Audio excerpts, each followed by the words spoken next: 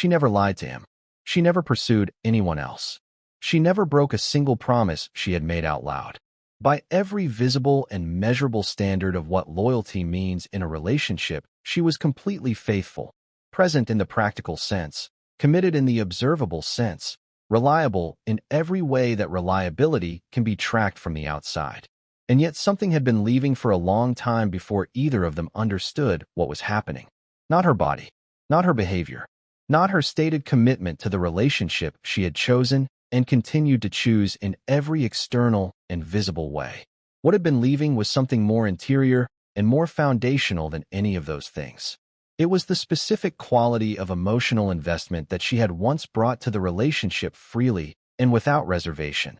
The part of her that had once oriented toward him as a matter of instinct rather than decision, that had once found its way back to him at the end of every day, not because she had decided to, but because that was simply where she naturally went.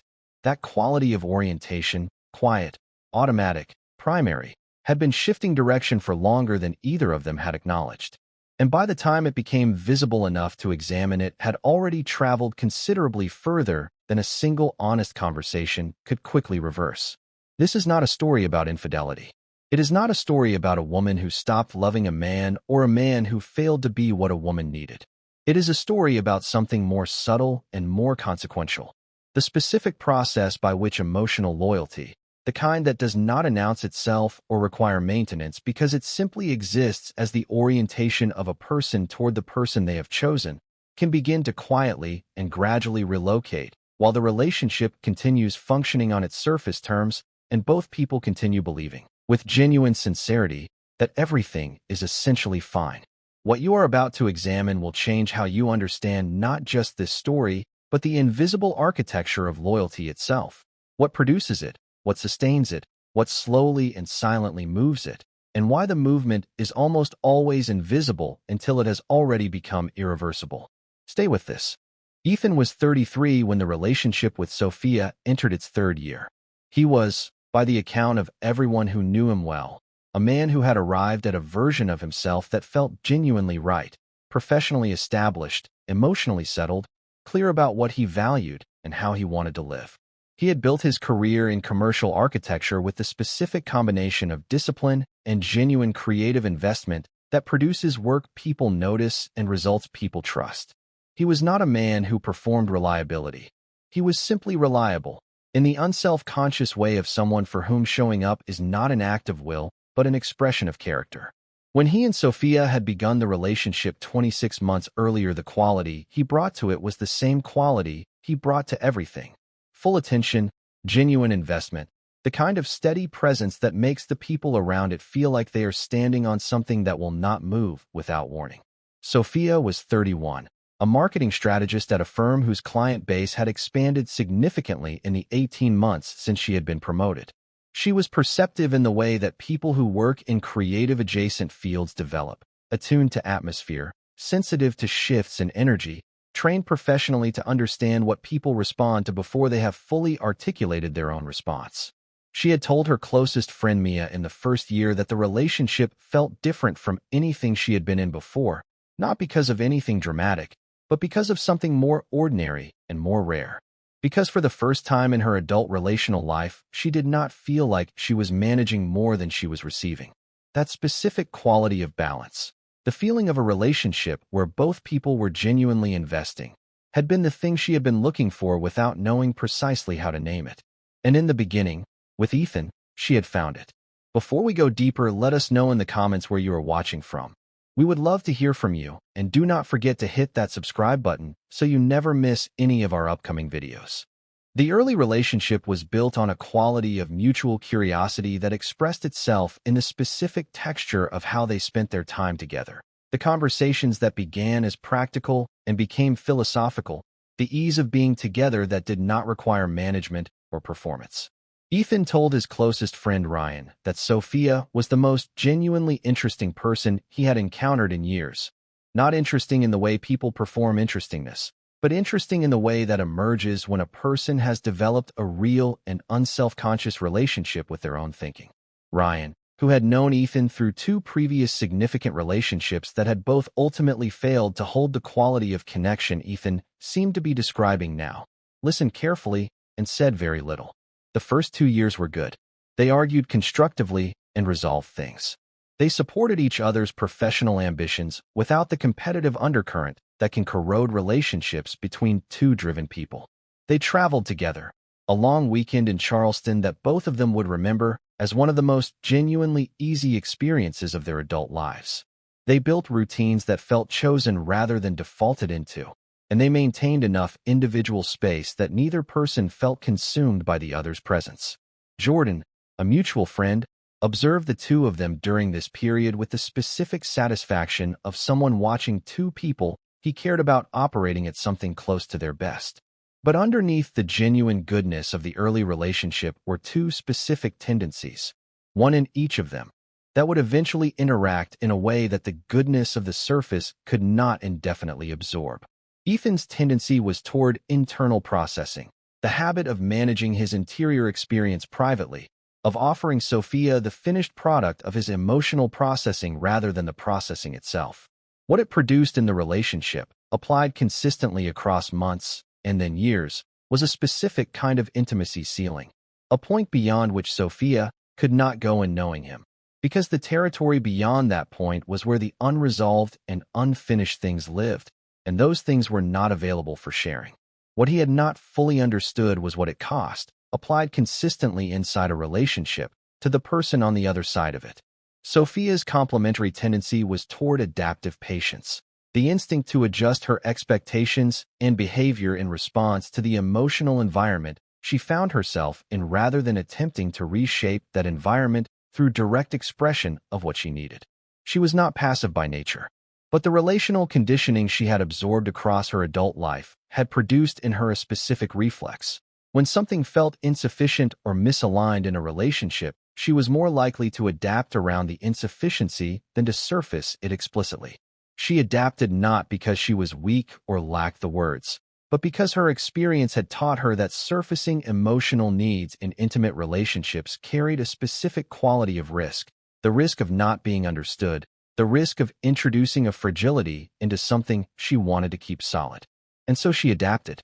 And the adaptation was so natural and so practiced that neither she nor Ethan recognized it as a pattern accumulating cost over time. The shift did not arrive with a particular event or a specific conversation. It arrived the way the most consequential relational shifts always arrive, distributed across dozens of ordinary interactions over an extended period of time, each one individually insufficient to register as significant and collectively undeniable only in retrospect. The third year introduced external conditions that placed new demands on both of them. Demands entirely normal for two people at this stage of their professional lives, and that produced, in interaction with the patterns already running beneath the surface, outcomes that neither had foreseen or intended. Ethan's professional life expanded considerably. A significant project came through his firm that represented both a career opportunity he had been working toward for several years and a level of demand on his attention and energy that went beyond anything the relationship had previously had to absorb. He responded in the way he had always responded to professional challenge, by directing his full available capacity toward it, trusting that the other domains of his life would continue functioning well in the relative absence of active maintenance, and managing whatever the pressure produced in him internally rather than bringing it into the shared space of the relationship. He came home later, engaged with less presence in the evenings, contributed to conversations with a quality of attention that was sufficient and insufficient simultaneously, responsive enough to function as engaged, occupied enough to communicate that the most significant part of him was somewhere else. Sophia felt this shift before she identified it, and identified it before she named it to anyone, including herself. What she felt was a subtle but consistent change in the quality of her experience of the relationship's interior. Not a single feeling, but a gradual shift in the atmosphere of being with Ethan. In the beginning, he had been present in a way she could feel from across a room, not through grand gestures, but through the specific quality of his orientation toward her, the sense that whatever space they occupied together, he was aware of her as the primary feature of it. That quality had not disappeared. It had become intermittent. It was still available in certain moments, but was no longer the consistent atmospheric quality of their daily life together. It had become something she encountered rather than something she inhabited. And the difference between encountering a quality and inhabiting it is not subtle from the inside. She did not raise it immediately. She applied to the shift the same generous interpretation she had always applied to the minor frictions of the relationship. She told herself it was the project, that this was temporary rather than directional. She was patient in the way that people who care about a relationship are patient, and she was also, without recognizing it as such, beginning the specific process that happens when a need goes consistently unmet, the process of reorganizing oneself around the expectation of the need remaining unmet rather than its eventual satisfaction. She was not withdrawing.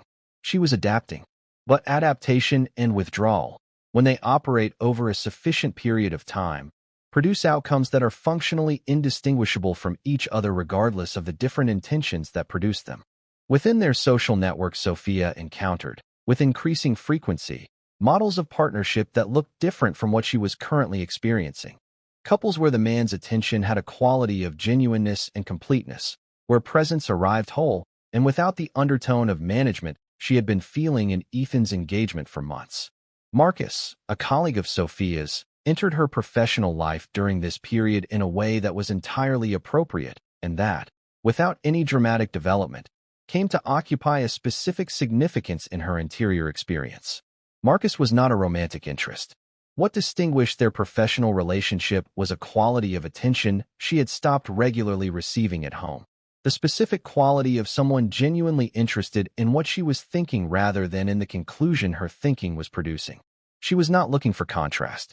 Contrast arrived on its own, as contrast always does when a deficit already exists to be illuminated by it.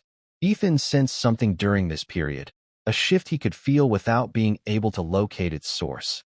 He noticed that Sophia seemed slightly more self-contained than before, not distant, not cold, simply more complete in herself, less automatically available in the specific quality of availability that the beginning of the relationship had established as its baseline. He mentioned it to Ryan once, framed as an observation rather than a concern. Ryan asked whether he had said anything to Sophia about it. Ethan said he did not want to make something out of nothing. The specific mechanism by which Sophia's emotional loyalty began its gradual relocation is worth understanding. Loyalty of the visible kind is maintained through will. Interior loyalty, the specific orientation of a person's deepest emotional investment toward a particular other, is not primarily maintained through will. It is maintained through the continuous experience of the relationship as a place where the most important parts of a person's interior life are genuinely received. When that experience becomes intermittent rather than consistent, the interior loyalty does not snap or break. It drifts. It reorients itself, gradually and without announcement, in the direction of experiences that are providing what the relationship has stopped reliably providing. The moment that brought what had been drifting into visible focus arrived through a Thursday evening that began as entirely ordinary. Sophia had come home carrying the accumulated weight of a week that had been demanding. Not any single crisis, but the cumulative effect of extended high performance on a system running near its capacity. She had wanted to come home and set that weight down somewhere, not to have it solved or strategized around, but simply to put it in a shared space and have someone acknowledge it as weight before anything else was done about it. Ethan was home, engaged with something on his laptop in the way that had become a consistent feature of their evenings, present in the room and partially present in his attention. Sophia sat down and began talking about her week. He listened with the quality his listening had developed in the third year, functional, responsive, engaged with the informational content of what she was saying rather than the experiential texture of what she was carrying. He offered a practical reframe that arrived before she had finished articulating what the week had felt like from the inside. She received it with a quiet that he interpreted as consideration. What the quiet actually contained was the recognition of a pattern she had been living inside for long enough that encountering it again no longer surprised her. She did not say anything that evening about what the quiet contained. She lay awake that night while Ethan slept beside her and felt, with a clarity that the previous months had been building toward, the specific shape of what had changed and what it meant. She was not angry. She was not devastated.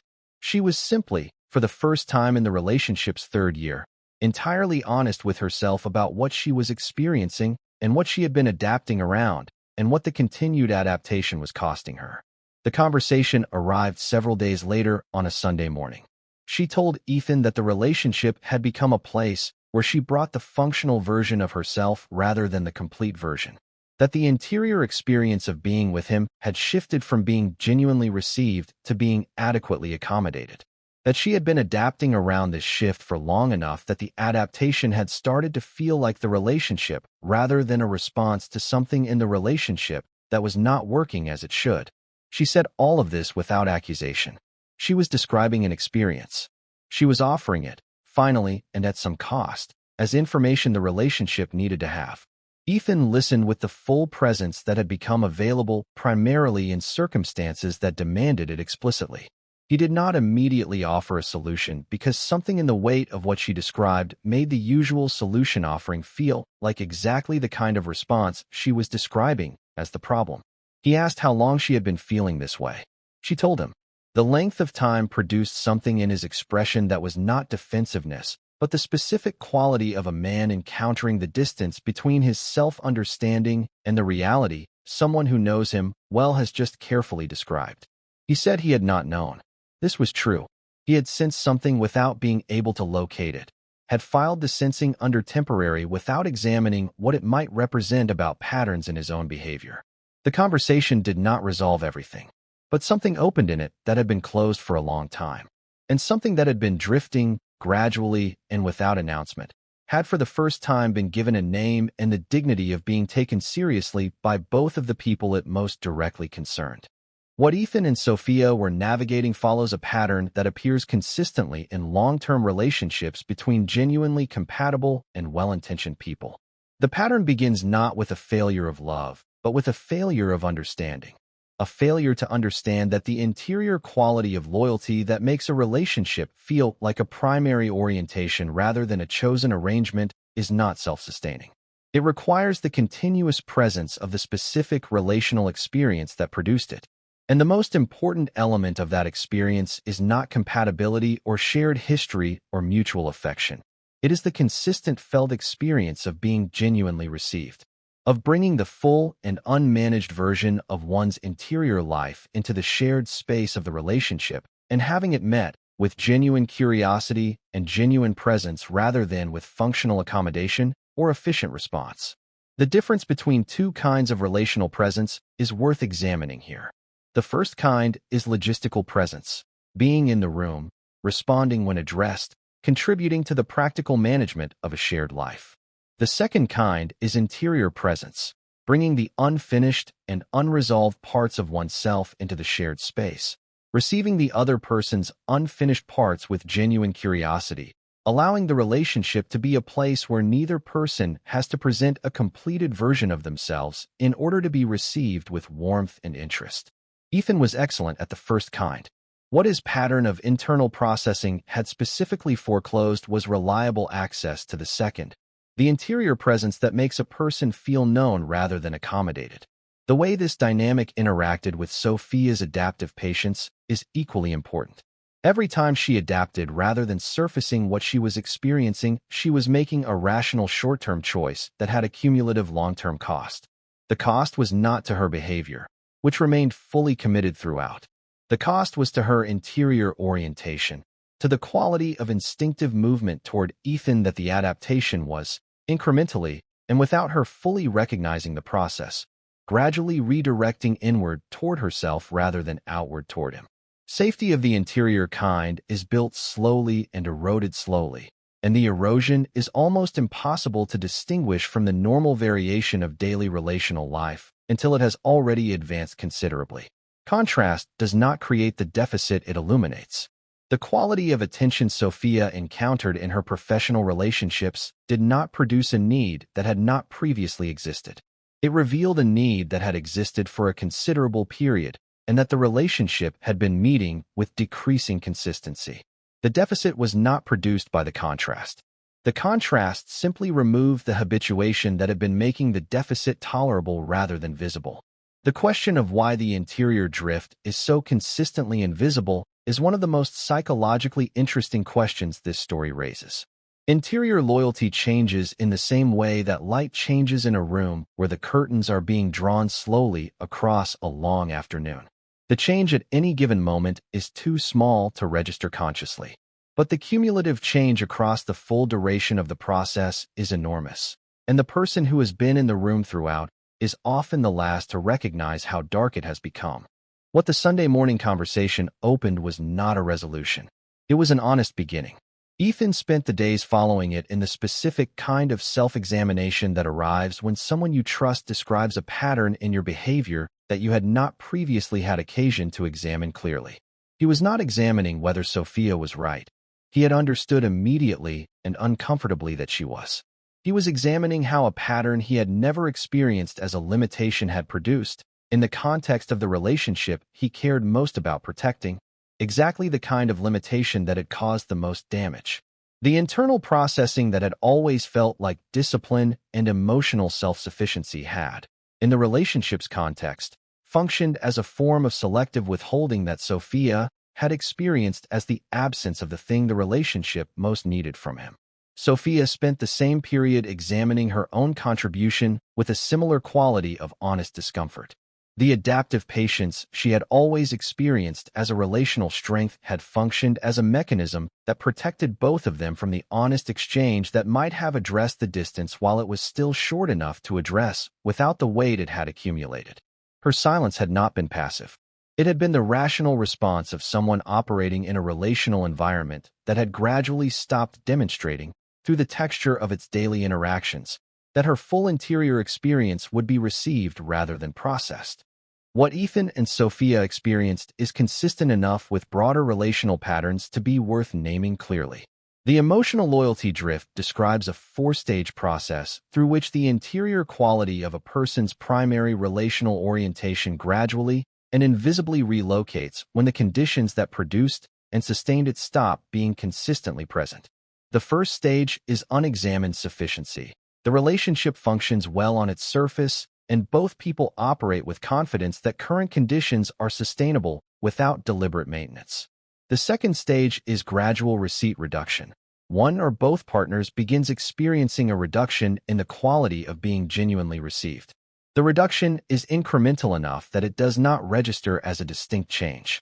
The adaptive response begins, and interior orientation begins its first quiet adjustments. The third stage is interior reorientation. The adaptation has become the dominant response pattern. The interior orientation that once moved automatically toward the partner has begun redirecting toward other sources of genuine receipt. Behavioral loyalty remains completely intact while interior loyalty is substantially relocated. The fourth stage is threshold visibility. The interior drift has advanced to the point where it can no longer be contained by the adaptive response and becomes visible. By the time a relationship reaches this stage, the interior drift has typically been underway for considerably longer than the circumstances visible at that moment suggest. This is not a reason for despair. It is a reason for understanding the true timeline of what is being addressed, which is always longer and more gradual than the moment of visibility implies. We began with a woman who had never lied, never pursued anyone else, never broken a single promise she had made out loud, and with the question of how loyalty of the interior kind can quietly relocate while the observable commitment remains completely intact. Ethan and Sophia's story does not offer a simple resolution. What it offers is precision. The precision to understand that the loyalty that matters most in a long-term relationship is not the kind maintained through decision, but the kind sustained through experience. Through the continuous experience of being genuinely received. Of occupying a relationship that remains a place where the most important parts of a person's interior life are met with genuine curiosity rather than efficient response, with full presence rather than logistical accommodation, with the kind of interest that makes a person feel known rather than managed. Relationships do not lose the interior quality of loyalty in a single dramatic moment. They lose it the way they built it, through the accumulation of ordinary moments, each too small to register as significant and collectively determinative of whether the relationship remains a primary orientation or gradually becomes an arrangement. The ordinary moments are not the decorative parts of a relationship. They are its actual substance. They are where the interior quality of loyalty is either continuously renewed or continuously eroded. For anyone watching this, the question worth sitting with is whether the relationship they are currently inside feels, from the inside, like a place of genuine receipt or a place of efficient accommodation. Not from the outside, from the inside, where the interior loyalty lives. And whether the answer to that question is one they have been willing to examine honestly, or one they have been adapting around for longer than they have yet acknowledged. The day she stopped orienting toward him as a matter of instinct rather than decision was not a single day. It was many days, each of them ordinary, each of them containing somewhere inside its ordinary hours a moment where something different was possible, a moment of genuine interior presence that might have renewed what the accumulation of its absence had been gradually relocating. Those moments passed. They always do. And they will continue to pass in the ordinary hours of every relationship that does not understand what is happening inside them until it is too late to address it simply.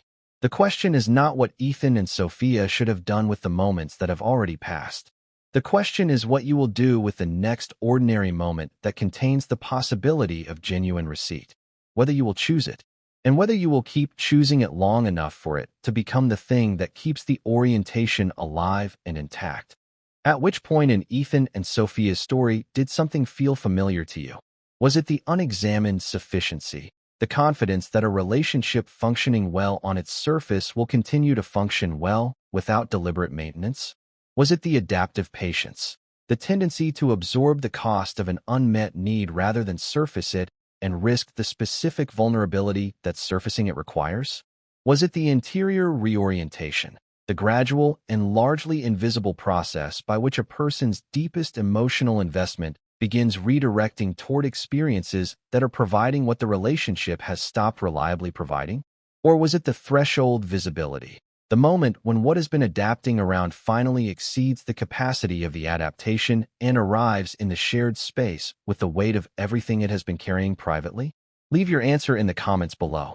This community exists because people are willing to be honest with each other about what modern relationships actually feel like from the inside.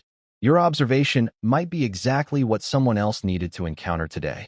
If this episode reached you, subscribe to Modern Relationship Mind. This channel exists to give people the psychological clarity to navigate modern love, emotional loyalty, and the invisible dynamics that determine what relationships become across time. Hit the notification bell so you never miss what comes next. There is more coming, and it goes